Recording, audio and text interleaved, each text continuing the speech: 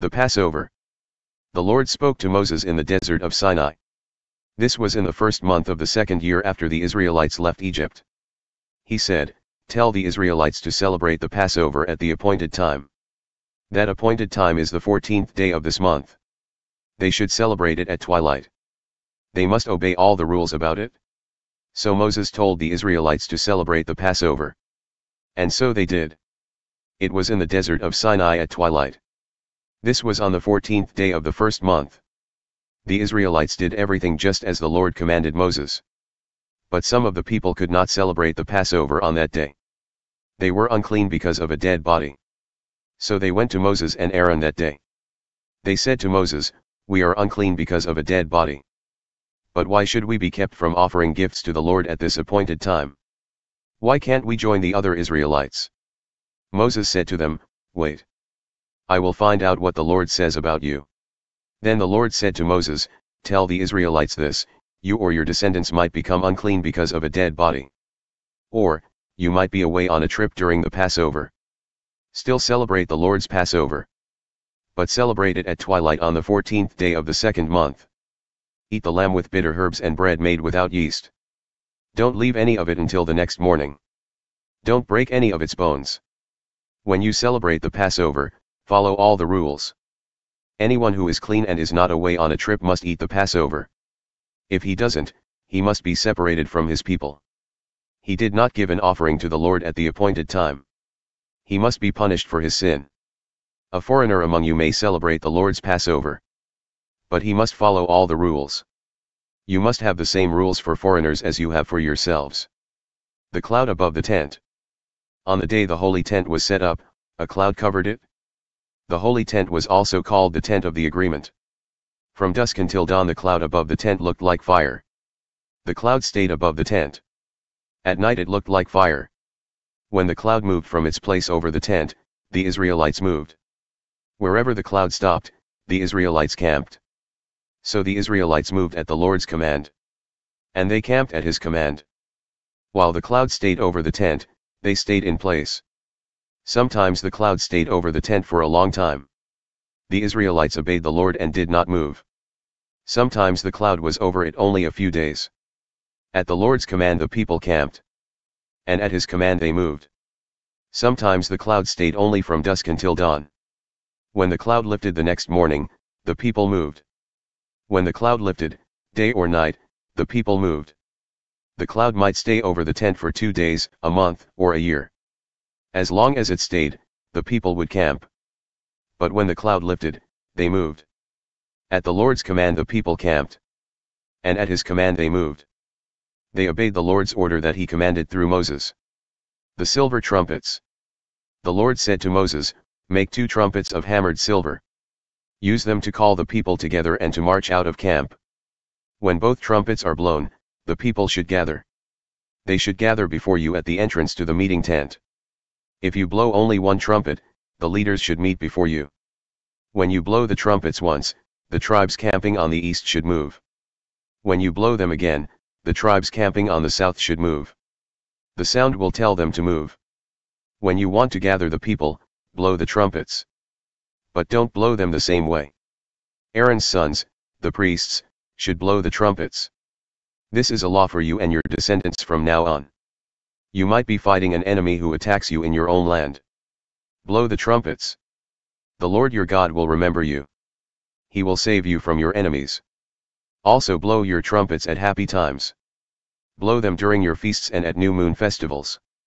Blow them over your burnt offerings and fellowship offerings. They will help you remember your God. I am the Lord your God." The Israelites move camp. The cloud lifted from the tent of the agreement. This was on the 20th day of the second month of the second year. So the Israelites moved from the Desert of Sinai. They moved until the cloud stopped in the Desert of Paran. This was their first time to move. They did it as the Lord had commanded Moses. The divisions from the camp of Judah moved first under their flag. Nahshon son of Amminadab was the commander. Nethanel son of Zeuar was over the division of the tribe of Issachar. Eliab son of Helon was over the division of the tribe of Zebulun. Then the meeting tent was taken down. The Gershonites and Merarites, who carried it, moved next. Then came the divisions from the camp of Reuben under their flag. Elizur son of Shittir was the commander. Shelumiel son of Zurishaddai was over the division of the tribe of Simeon. Eliasaph son of Duel was over the division of the tribe of Gad. Then came the Kohathites. They carried the holy things. The holy tent was to be set up before they arrived. Next came the divisions from the camp of Ephraim under their flag. Elishama son of Ammihud was the commander. Gamaliel son of Pedahzur was over the division of the tribe of Manasseh. Abidan son of Gideoni was over the division of the tribe of Benjamin. The last ones were the rear guard for all the tribes. These were the divisions from the camp of Dan under their flag. Ahiezer son of Ammissaddai was the commander. Pagiel son of Ochran was over the division of the tribe of Asher. Ahira son of Enan was over the division of the tribe of Naphtali. This was the order the Israelite divisions marched in when they moved. Hobab was the son of Reuel the Midianite. Reuel, who is also called Jethro, was Moses' father-in-law. Moses said to Hobab, "We are moving to the land God promised to give us. Come with us. We will be good to you. The Lord has promised good things to Israel." But Hobab answered, "No, I will not go. I will go back to my own land where I was born." But Moses said, "Please don't leave us. You know where we can camp in the desert. You can be our guide. Come with us. We will share with you all the good things the Lord gives us." So they left the mountain of the Lord. The ark of the Lord's covenant went in front of the people. For 3 days they looked for a place to camp.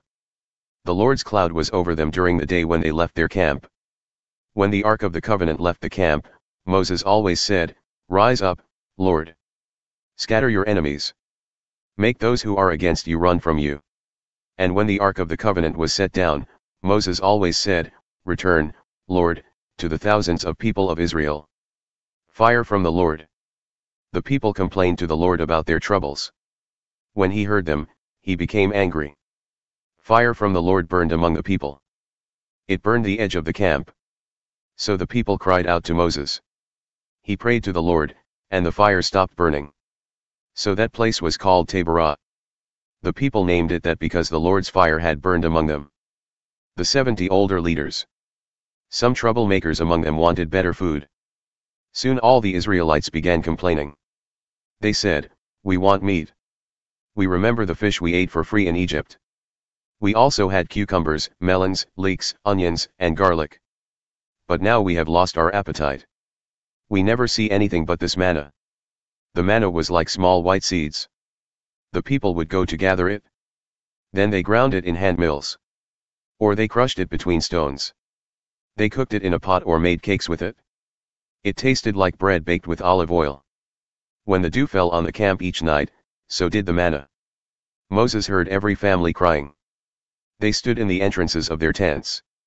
The Lord became very angry. And Moses got upset. He asked the Lord, "Why have you brought me this trouble? I'm your servant. What have I done wrong? Why did you make me responsible for all these people? I am not the father of all these people. I didn't give birth to them. Why do you make me carry them to the land you promised to our ancestors?